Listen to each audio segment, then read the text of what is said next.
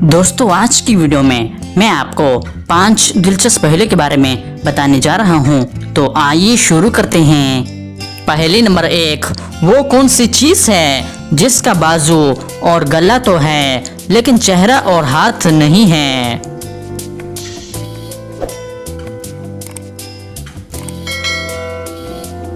इसका सही जवाब है टी शर्ट। पहेली नंबर 2, एक इंसान मरते वक्त 40 साल का था लेकिन उसने जिंदगी में सिर्फ 10 मरतबा अपनी सालगिरह मनाई, बताएं कैसे।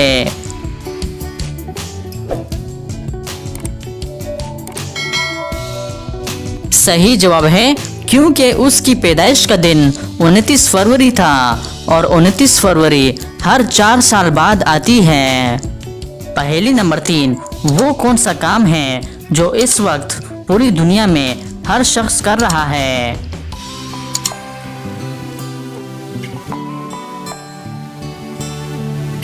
इसका सही जवाब है बूढ़ा होना। पहेली नंबर 4, वो कौन सा जानदार है जिसकी गर्दन नहीं होती।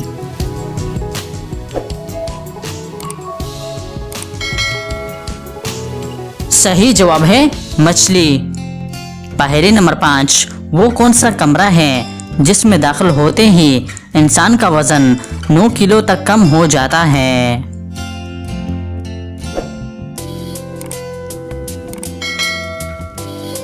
इसका सही जवाब है लिफ्ट के अंदर।